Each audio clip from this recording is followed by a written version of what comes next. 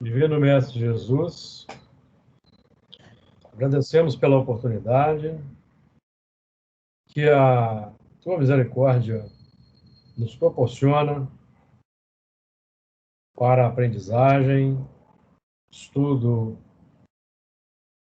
aprofundado dos Teus ensinamentos, especificamente o estudo do texto de Gênesis, legado por Moisés. Nós agradecemos por este ensejo, por esta inestimável oportunidade de podermos conjugar com as chaves que a doutrina espírita oferece, projetando luz para os textos do Antigo Testamento, com base nos apontamentos do nosso irmão Honório Onofre de Abreu. Evidentemente que nós não temos a pretensão de repetir os estudos do nobre amigo, mas o nosso esforço é de compartilhar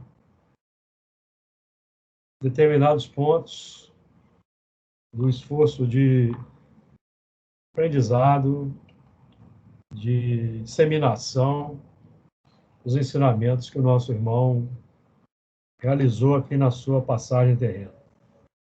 Que nós possamos ser sempre merecedores dos investimentos de cunho aprofundado que são vertidos do mundo espiritual para a Terra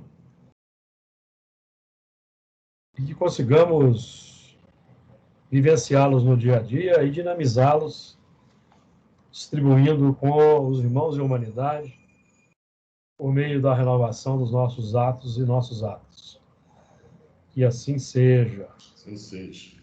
Vou projetar o texto de hoje e depois de fazer a leitura, nós vamos estudar hoje o texto de Gênesis, no capítulo 2, a partir do versículo 23. Vamos fazer a leitura. Vamos fazer a leitura a partir do versículo 20 até o primeiro versículo do capítulo 3. E Adão pôs os nomes a todo o gado e às aves dos céus e a todo o animal do campo. Mas para o homem não se achava adjutora que estivesse como diante dele. Então o Senhor Deus fez cair um sono pesado sobre Adão, e este adormeceu, e tomou uma das suas costelas e cerrou a carne em seu lugar. E da costela que o Senhor Deus tomou do homem, formou uma mulher e trouxe-a a Adão.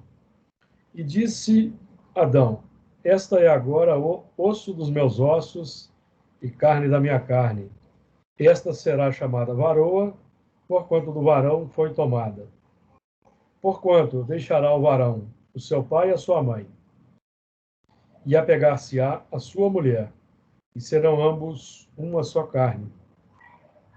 E ambos estavam nus, o homem e a sua mulher, e não se envergonhavam. Capítulo 3. Ora, a serpente era mais astuta que todas as animárias do campo, que o Senhor Deus tinha feito. E esta disse à mulher: é assim que Deus disse: não comerei de toda a árvore do jardim? E disse a mulher à serpente: do fruto das árvores do jardim comeremos, mas do fruto da árvore que está no meio do jardim, disse Deus: não comereis dele, nem nele tocareis, para que não morrais. Muito bem. Nós já começamos a estudar o versículo 23 na semana passada, que diz o seguinte: e disse Adão: esta é agora osso dos meus ossos e carne da minha carne. Esta será chamada varoa, porquanto o varão foi tomado. Então, definindo que esta é agora osso dos meus ossos e carne da minha carne, está evidenciado para nós que os sentimentos, eles são desenvolvidos, digamos assim, das nossas entranhas. De acordo? E, na verdade, nós estamos aqui estudando, nesse versículo, é o despertar da razão. Despertar da razão, que vai identificar o teor e a natureza do sentimento que emerge. Porque o sentimento, ele é o primeiro a ser desenvolvido. E os sentimentos são as fontes dos pensamentos. Então, lá nos primórdios, o princípio inteligente desenvolveu, primeiramente, o sentido do tato, que é a sensação. Sensação. E, no grande futuro, é que o princípio inteligente desenvolveu o pensamento. Primeiro veio a sensação, sensibilidade, consequentemente, sentimentos embrionários, certo? Como reações ao meio. Reações ao meio, como resposta ao meio. E depois o sentimento, o pensamento, tá? Então, o sentimento agora, na vilegiatura da razão desperta, instruída para o autoconhecimento, para a identificação profunda dos conteúdos arregimentados e desenvolvidos no tempo, esta será chamada varoa, porquanto do varão foi tomada.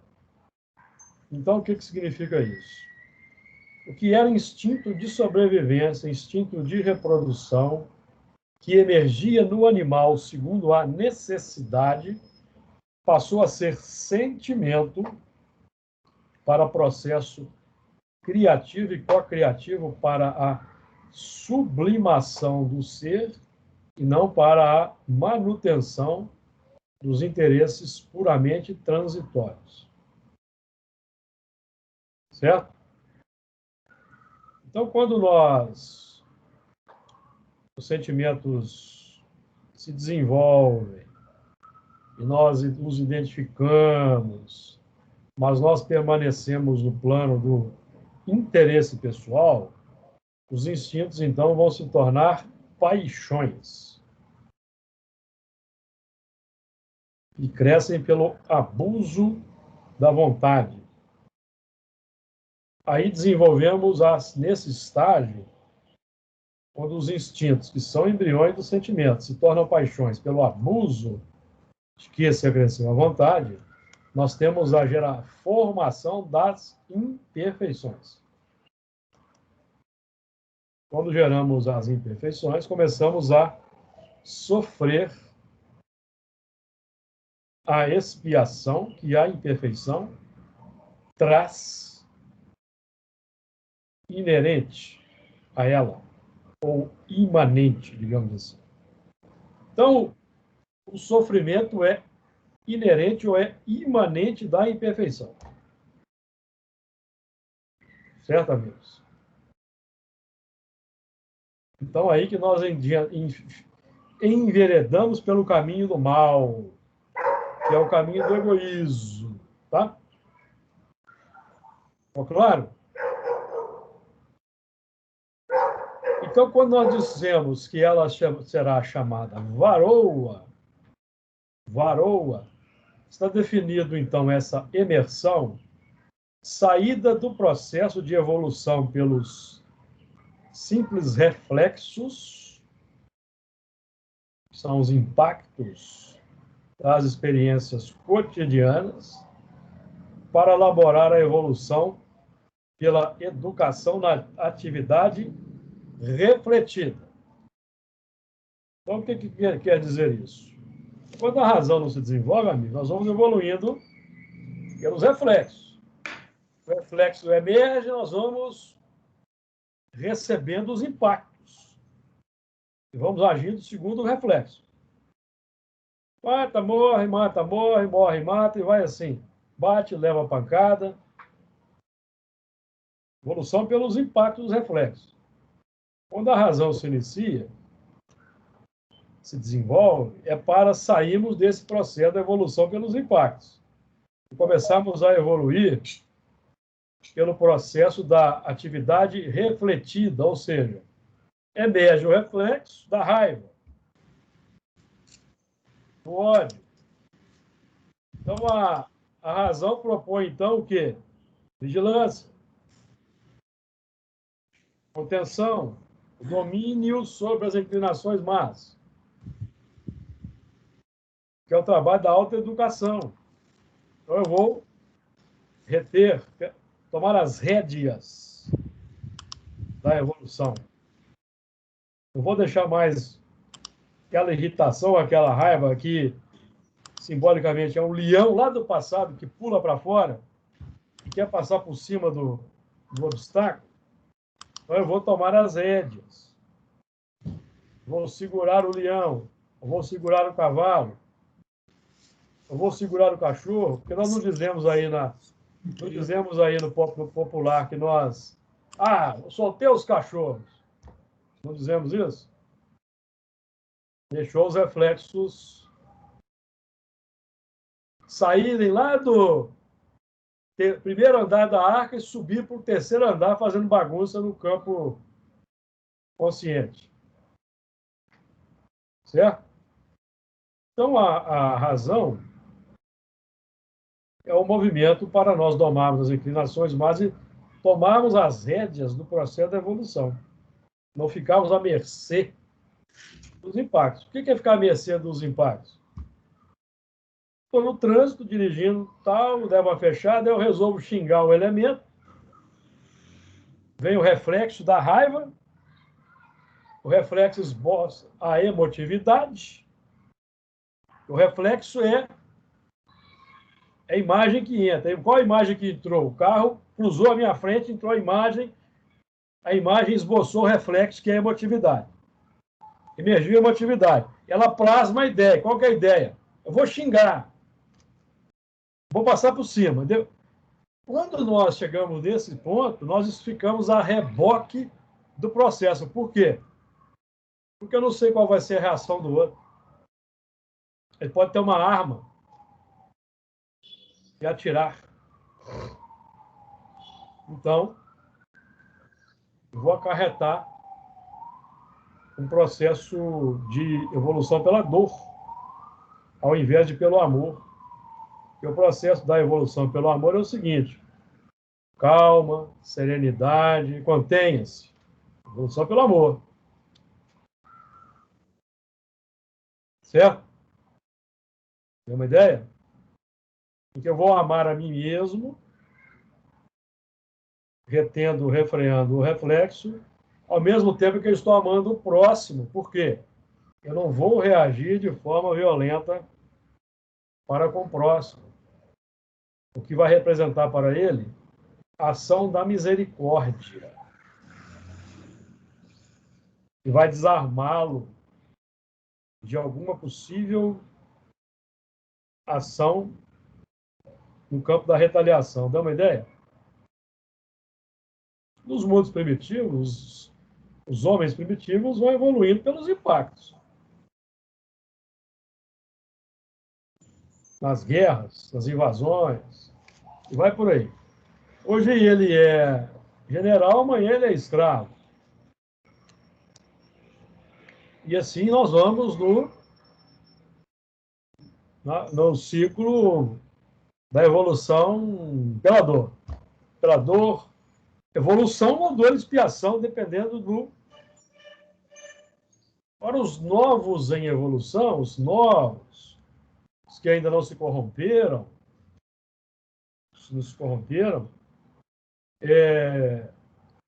a pancada é dor e evolução. Mas para os que se corromperam, a pancada é dor e expiação. Está claro? Lá no Evangelho segundo o Espiritismo, nós encontramos a seguinte afirmação. No, no seu princípio, o homem só tem instintos. O novo na evolução. Quando corrompido, só tem sensações, que é o elemento que já desenvolveu as paixões. Corrompeu, adulterou o lance instintivo. Quando instruído e depurado, tem sentimentos. Então, presentemente, nós estamos operando nessa dinâmica da instrução para depurar os sentimentos. O nosso plano de ação é esse. Quando instruídos e depurados, temos sentimentos. Então, o que é a varoa? A varoa é o sentimento nobre com autoridade para criar novas coisas no mundo. Varoa, sentimento nobre, com autoridade. Mulher forte, com autoridade. E é o sentimento virtuoso que nos dá autoridade de ação no campo da vida. Varoa. Autoridade de ação plena, meus amigos. Certo? Ficou claro?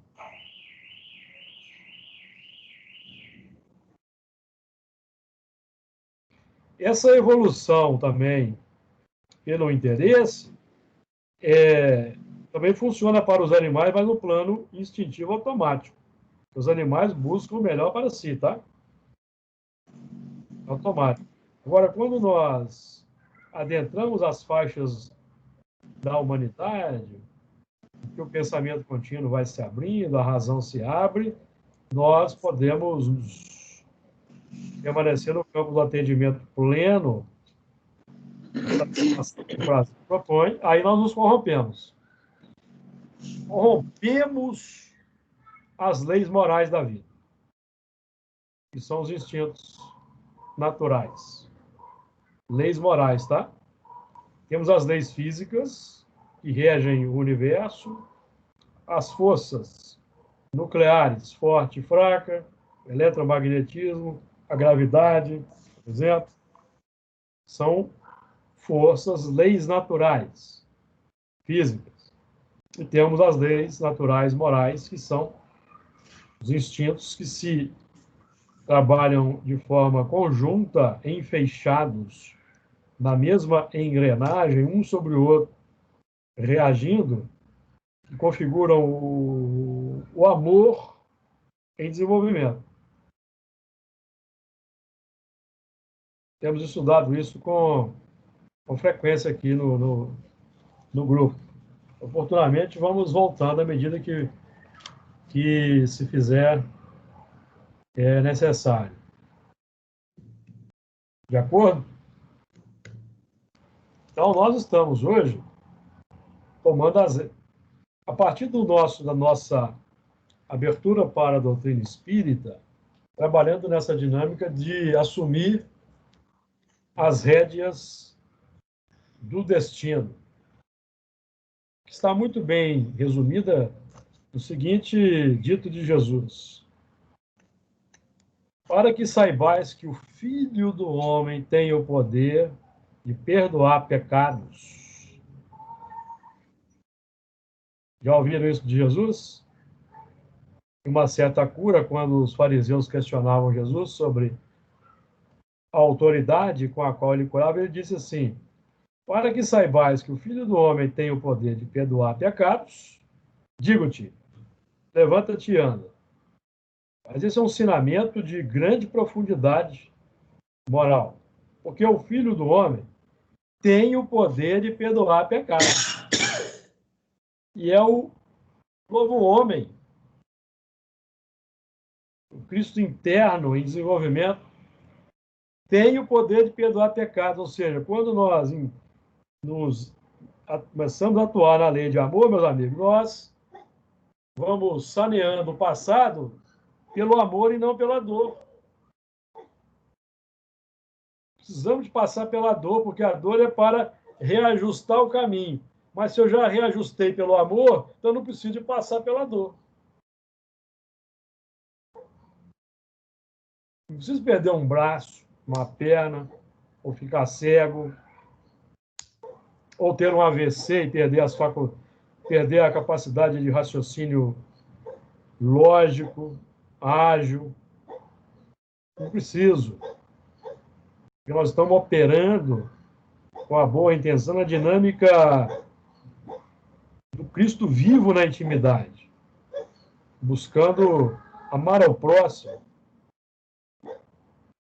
E a tônica do sentimento do Cristo interno é piedade, compaixão, misericórdia. Piedade, compaixão, misericórdia. Porque o oposto, o ódio, nasce dos corações egoístas. Livro dos Espíritos, questão 171. Certo, amigos? Então é importante nós sempre fazermos essa interlocução importante com os fundamentos da doutrina dos espíritos. A doutrina dos espíritos superiores, organizada por Allan Kardec aqui na Terra. Também ele, um espírito superior, reencarnado para esse trabalho. Então vamos lá, versículo 24. Portanto, deixará o varão seu pai e a sua mãe, e apegar-se-á a sua mulher, e serão ambos uma só. Não, uma só não, e serão ambos uma carne. Acho que no texto aí, o texto parece que está uma só, deixa eu conferir aqui. Não, tá não. É que no meu antigo aqui, eu corrigi depois, está uma só, mas é uma carne. Então o varão, que a razão desperta para o novo propósito, no nosso caso aqui, o espiritismo cristão, a doutrina espírita, o varão, todos nós aqui presentes, e acionamos a razão, a lógica, o bom senso, concordamos que a doutrina espírita para nós hoje é a melhor ideologia de vida, por representar o cristianismo redivivo. De acordo? Então, nós vamos deixar o pai e a mãe, ou seja, vamos deixar passado. O conceito filosófico adotado anteriormente, o preconceito adotado anteriormente, a ideologia complexa adotada anteriormente, a filosofia de vida adotada anteriormente, para que, adotando a fé, que é a vontade de querer que essa vontade obtenha satisfação, adotando a fé, a vontade de querer que esse conceito se torne verdadeiro, eu vou, então, acionar a esposa, que é a mulher, a quem essa ideia vai fecundar,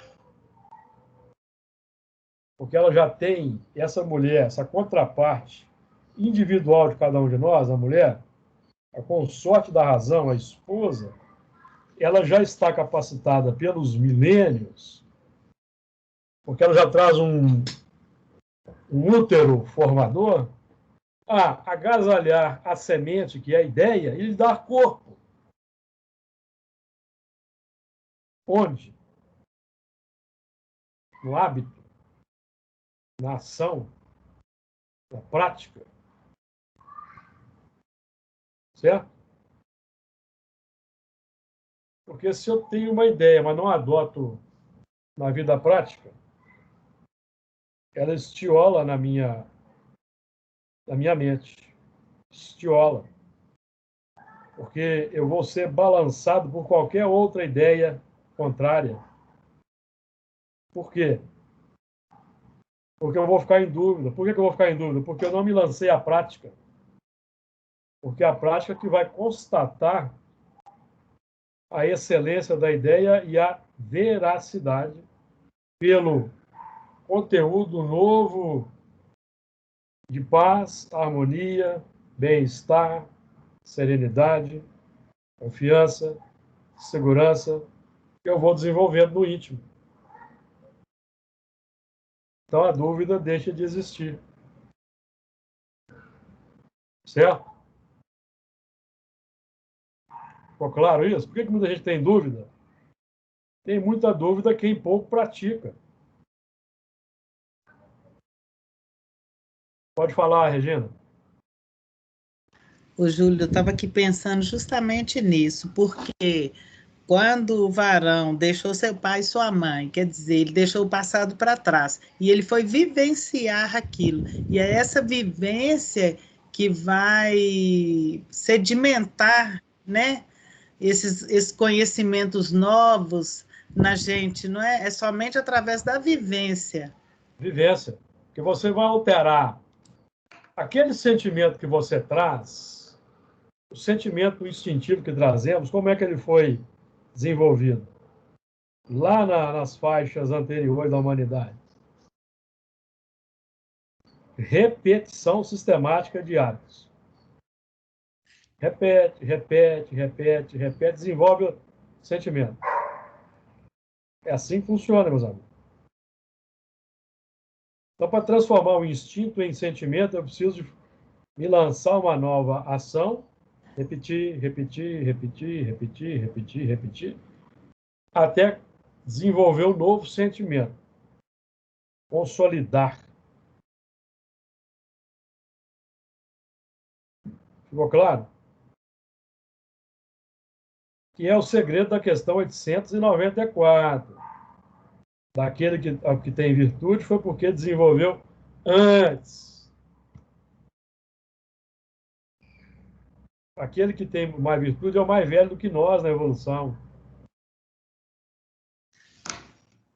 Certo, amigos?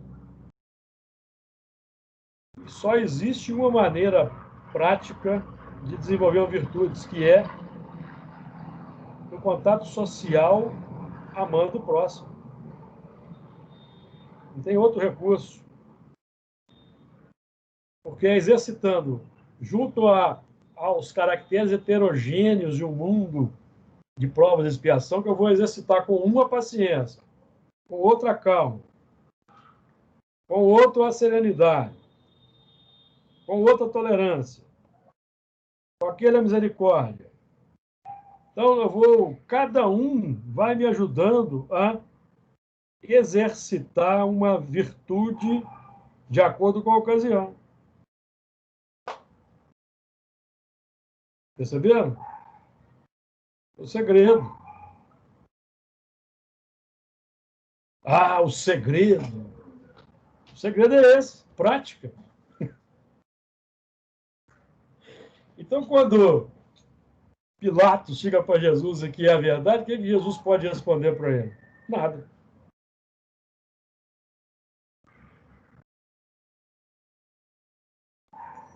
Ele não Certo? iria compreender, né, Júlio? Quer compreender? Os romanos não tinham piedade nem compaixão, nem misericórdia. Mas era a tônica daqueles espíritos. Era a nossa tônica naquela época. Nós estávamos esgotando as paixões, meus amigos. Certo? E hoje estamos operando no plano do sentimento com a mesma valentia de ontem, a mesma coragem, determinação.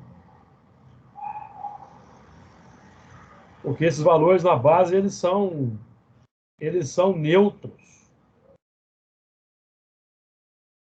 Então, a coragem, a determinação, a ousadia que os romanos desenvolveram, a valentia, não se perde. ela é conquista positiva, que foi utilizada para o engrandecimento do eu. E agora nós vamos utilizar para o engrandecimento do Cristo interno, cujo embrião é a humildade. Certo? Então nós temos que deixar o passado, os velhos conceitos, as velhas ideologias e as velhas paixões, as paixões antigas, a mãe e o pai. E adotar, porque o modelo de mãe e pai agora é Jesus quem traz. Mas acontece que a verdade que Jesus traz, nós ainda não conhecemos. Nós temos que acreditar naquele conceito, confiar que aquele conceito é útil, bom e verdadeiro, investir na ação.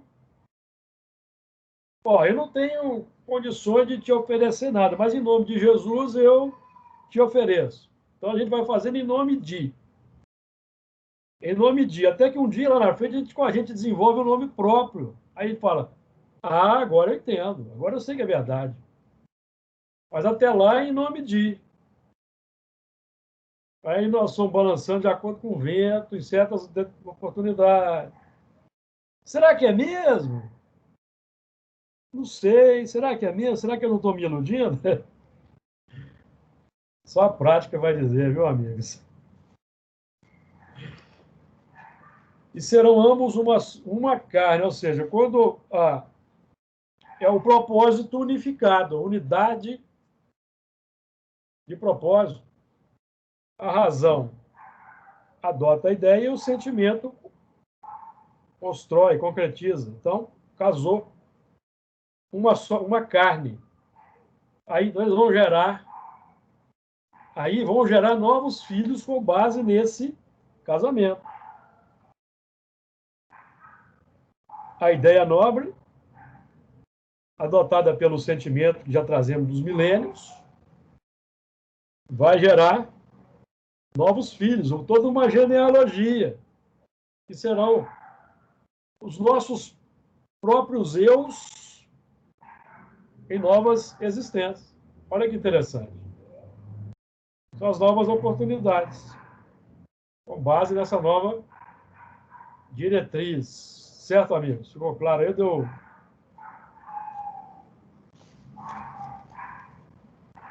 Serão ambos uma carne.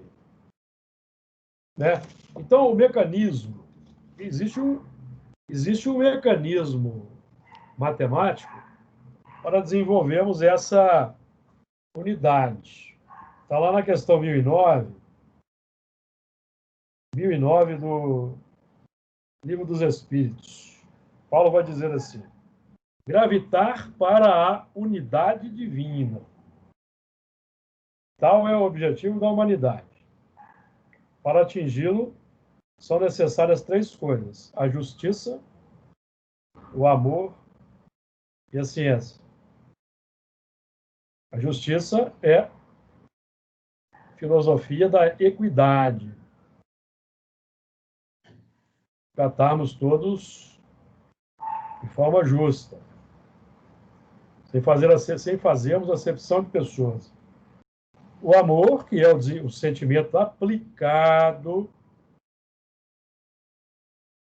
para a prática dessa filosofia, pelo processo científico, experimental, no laboratório, no dia a dia. Estamos falando aí dos 3 aspectos do espiritismo: filosofia, ciência, religião. Filosofia, justiça.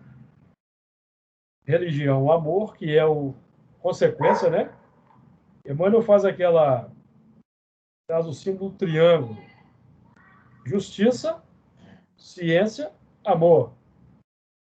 Então, a filosofia aplicada no horizontal da vida, de forma científica, experimental, prática, projeta o sentimento para o alto.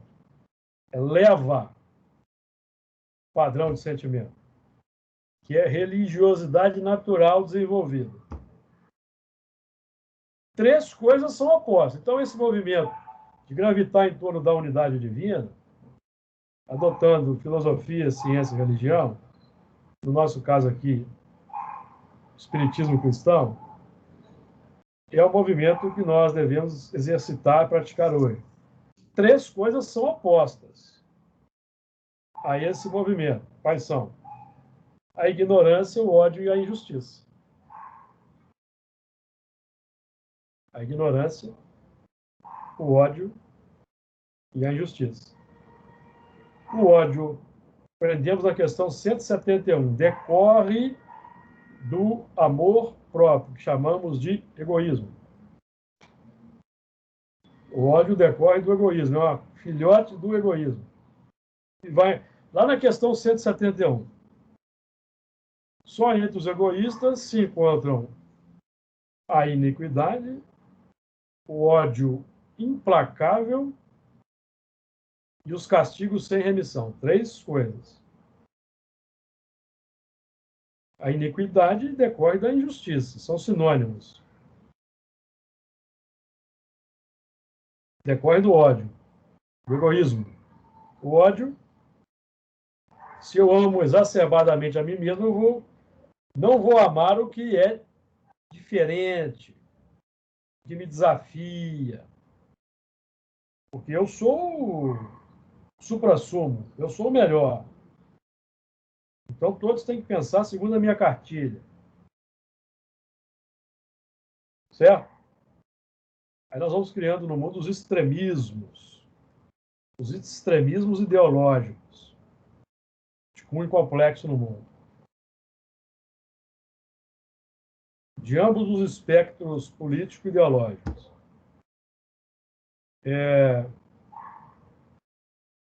A iniquidade, que é, inclusive, iniquidade é opositora à equidade social que vai vigorar a regeneração. Então, esse sentimento de iniquidade mantém no mundo a desigualdade social. Triste e lamentável que vemos. E a condena, o castigo sem remissão é a concretização prática do ódio. Condenação daquele que é diferente. Condena ao inferno, condena... O religioso condena aquele que pensa diferente ao inferno. Se não pensa de acordo com a cartilha dele, vai para o inferno. São religiosos fundamentalistas. Todas as religiões. Tem uma ideia? Então, quando nós deixamos de gravitar em torno da unidade divina, que é o trabalho para a aplicação da ciência, da filosofia, da ciência, pela ciência, que deságua na religião, que é o sentimento de religiosidade, ele se retroalimenta. Então, esse sentimento novo abre espaço para ampliação daquela mentalidade positiva que vai alimentando, o ciclo vai se ampliando do amor, da benevolência. E o espírito vai evoluindo, vai mudando de piso. Certo? Esse é o movimento ideal. Agora, quando eu aplico esse sistema matemático para gravitar em torno do egoísmo, eu gero a imperfeição. A imperfeição em si mesma traz o desconforto, a expiação, o sofrimento.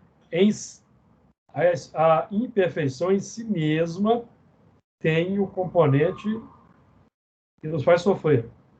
Não precisa de vir um decreto de fora para que eu sofra, não. Ah, você vai reencarnar lá no chupão, assim, assado, você vai sofrer. Não. O elemento que desenvolve a imperfeição, mesmo estando no mundo feliz, ele desenvolve o sofrimento, mesmo estando no mundo feliz. mesmo estando no mundo feliz, amigos. É o conteúdo emocional. Então, aí Paulo vai dizer, continuando o texto dele, vai dizer assim, quem é de fato o culpado? É aquele que, por um desvio, por um falso movimento da alma, se afasta do objetivo da criação, que consiste no culto harmonioso do belo, do bem, idealizados por Jesus. Que é o castigo? A consequência natural derivada desse falso movimento, uma soma de dores necessária a desgostá-lo da sua deformidade pela experimentação do sofrimento inerente àquele estado. O castigo é o aguilhão que excita a alma pela amargura a se dobrar sobre si mesma e a voltar ao ponto da salvação. Então, a própria lei inerente a cada um de nós, meus amigos, ela traz os componentes que vão nos trazer felicidade ou dor. O próprio elemento, então, é que vai buscar os recursos para o reajustamento e a sabedoria divina, a misericórdia divina, vai ajustar o contexto. Qual que é o contexto? Da reencarnação. O meio onde nós vamos reencarnar. Situações envolvidos por pessoas, situações, circunstâncias, acontecimentos. Contexto da misericórdia para que eu encontre o ensejo de reajustar o movimento equivocado. Deu ideia? Ficou muito filosófico.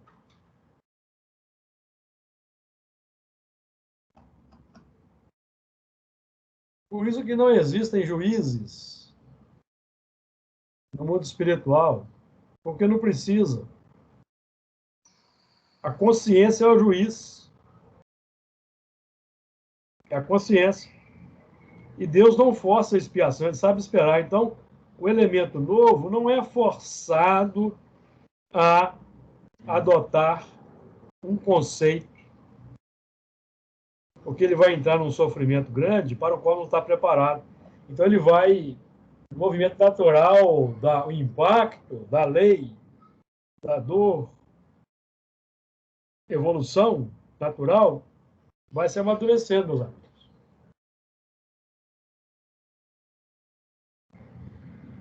Está no estágio de nulidade moral. O que ele faz é lei.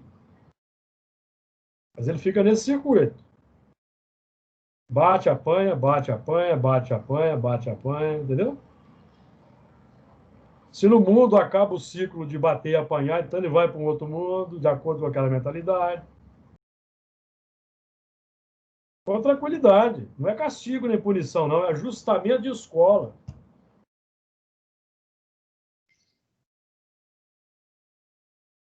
Porque tem elementos aí que estão batendo e apanhando e estão felizes. Então, tranquilos. Não tem remorso, não tem arrependimento, não tem culpa. Basta observarmos aí o noticiário de policial para nós constatarmos essa realidade. De acordo? Eles não estão prontos ainda para poder aprender, né, Júlio? Não, não estão maduros, são espíritos novos. Estão aqui. Por que eles estão aqui? Porque aqui temos recalcitrantes, os endurecidos, os corrompidos, retardatários na evolução, que precisa do impacto. Quem é que vai dar pancada neles? Os angelicais? Não. Então, o que acontece?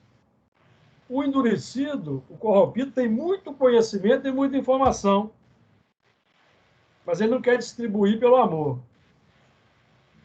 Se mantém no campo do egoísmo, da violência. Aí, peraí. Jesus fala assim com os técnicos, mas naquele mundo lá, tem vários espíritos novos que precisam de aprender um novo conteúdo. Agora, acontece que aqueles irmãos novos, o espírito superior não merece reencarnar lá para ensinar para eles, porque vai ser contraproducente. E eles não merecem levar pancada, já superaram isso. Então, o que nós vamos fazer? Então, nós vamos levar esses irmãos aqui, do planeta aqui, para lá para a Terra, porque lá na Terra tem um conglomerado de bilhões de espíritos que tem muito conhecimento, sabem muitas coisas, sabem até lançar naves para fora da Terra, mas eles não querem amar o próximo. Então, eles precisam do conteúdo duro aqui. Então, vamos ajustar o que dá pancada com o que precisa levar pancada. Mas acontece que nesse contato social duro e agressivo do que tem mais conhecimento com o que tem menos conhecimento, o novo vai aprendendo novos conteúdos. Certo, amigo? Aprender novos conteúdos, até na polícia, até na delegacia, ele aprende. Aquilo vai sendo interiorizado, vai permanecendo ali gravado na memória. Noção de lei, noção de técnicas, que lá no mundo dele não tem. Quando ele volta para o seu mundo natural, daqui a pouco ele começa a ter uns insights, uns lampejos. Aí vai ser um inventor lá, vai inventar a roda. Por quê? Porque aqui no mundo que ele estava, ele viu um monte de automóveis né, movimentando com aquela coisa redonda, a roda. Então, aí ele está vendo um elemento lá, arrastando lá um pedregulho para construir uma casa. Aí ele tem um estalo. Olha só, vamos acertar isso aqui, então a gente desenvolve a roda. Então, o mecanismo é esse, meus amigos. Então, o que vai acontecendo? Os conteúdos vão sendo transferidos, até pelo movimento complexo do atraso espiritual. Por isso é que os mundos são solidários. E nada se perde, tudo é aproveitado. Certo?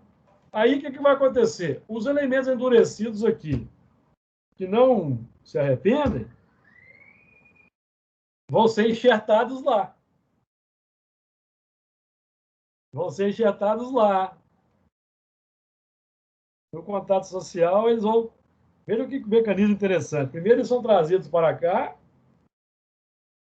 um certo número que tem condições de vir para cá, convive aqui conosco, é sensibilizado de alguma forma para muitas coisas, é potencializado com novos valores e volta para o seu mundo. Daqui a pouco, aquele que não quis se arrepender aqui vai começar a reencarnar lá, porque já tem uma vinculação, já tem um laço. Aí, quando ele encarna lá, aquele que já esteve aqui, que está lá já há algum tempo, que se depara com aquele que chegou, fala assim, engraçado, eu conheço esse elemento, não sei de onde. Eu já vi em algum lugar, eu já vi. Então, ele instintivamente é atraído. Então, os que saem daqui, que chegam lá, se tornam lideranças. Vão se tornar os chefes de tribo, os pajés. Olha que interessante. Porque eles têm mais ferocidade, eles têm mais inteligência. Eles não sabem de onde, mas eles têm. Então, eles dominam aqueles novos, naturalmente.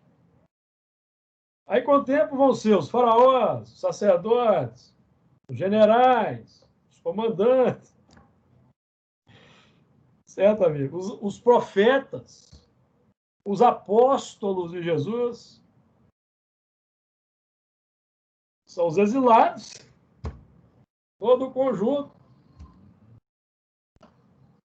Deu uma ideia aí? Ficou claro, amigos? Olha onde nós vamos parar, hein? Ó, é mais ou menos assim, tá? Nós vamos aprender muito sobre isso ainda no futuro, mas o mecanismo é mais ou menos esse, é por aí. Eles vêm para cá, depois nós vamos para lá. Pô, eu não sei por quê, eu conheço essa criatura, não sei de onde. Eu fico olhando assim, perdido, certo? Nunca vi esse sujeito, mas não vou com a cara dele. É, exatamente. Tanto para um lado quanto para o outro. Lá no mundo primitivo, amigos. Mas, Vamos lá. Júlio, você disse aí que está cansado de ver nas páginas policiais, mas tudo isso que você está falando também é na política e na religião. Não, em todo lado. Deu exemplo da polícia. Para bom entendedor, pingo é letra. Uhum. Não vou falar muito de política, a gente cai num ramerrão. Não, não, não. Eu estou dizendo, Não, estou só não vou. ampliando. Não tem exemplo assim da política, especificamente, a gente cai naquele ramerrão. Nós nem precisamos mais de falar tanto, porque o movimento é autoexplicativo aí na sociedade, é autoevidente. Então, nós acabamos até contaminando o ambiente com certos assuntos. Mas é isso mesmo: política, religião, direito, ciência, espiritismo. Temos coisas complexas sendo psicografadas aí. E hoje está realmente tem aumentado, inclusive, o número de coisas complexas psicografadas. Então, muito cuidado. Muito cuidado até com médiums que já adquiriram reputação, tá? Muito cuidado. O nosso foco é a codificação, a doutrina espírita.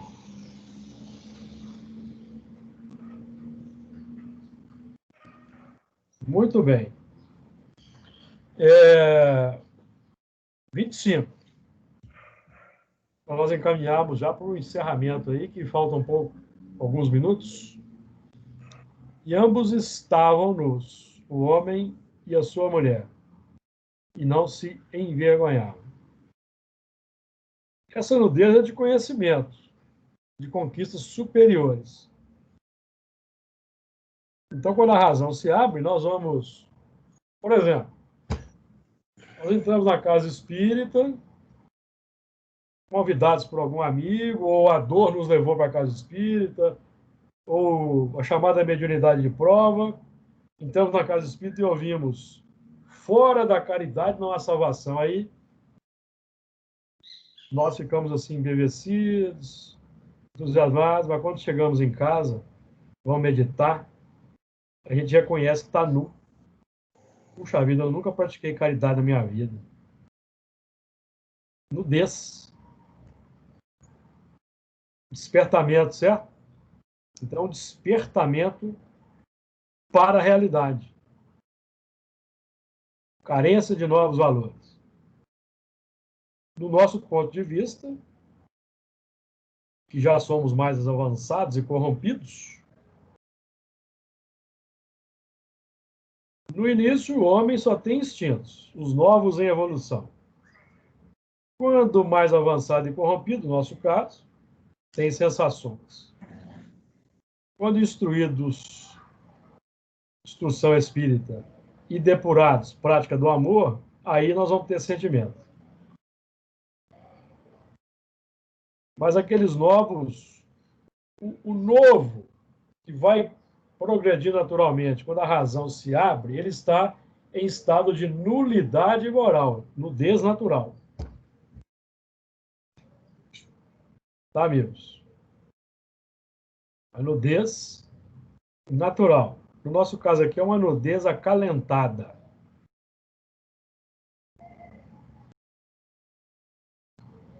Pela ineficiência voluntária, pela má vontade, em praticar o bem e o amor ao próximo. Aí, então, nós temos o sentir culpa, remorso, arrependimento, que é a característica dos complicados.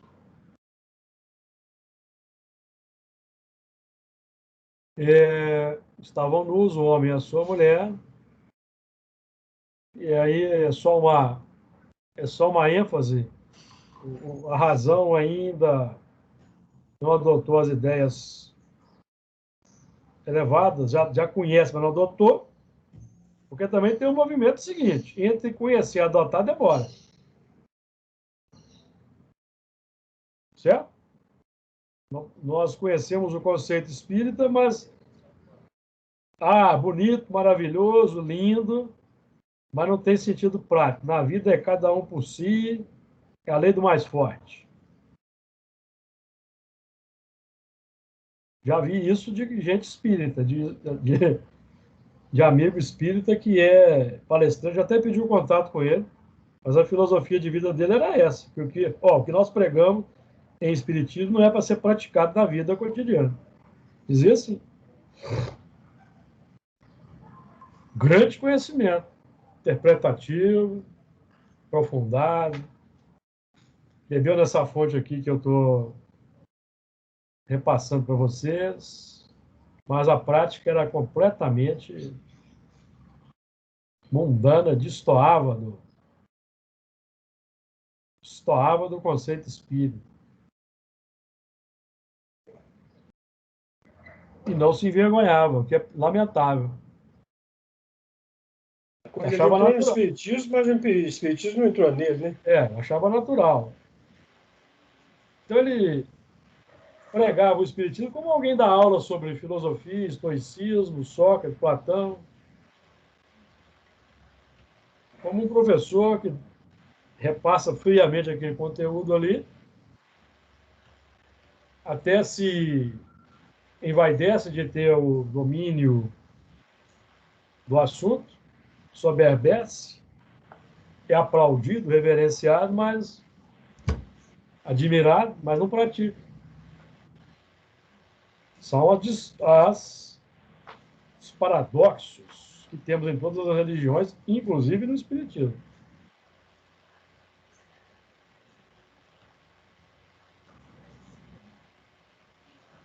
E hoje nós temos visto os desvios que têm se apresentado da parte de companheiros que nós até ontem admirávamos. Mas desviaram.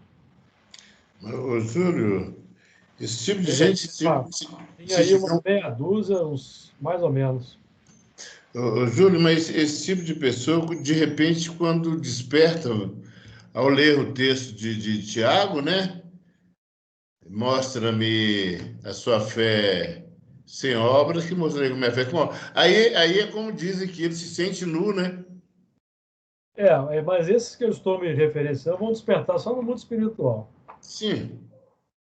Vai chegar lá nu.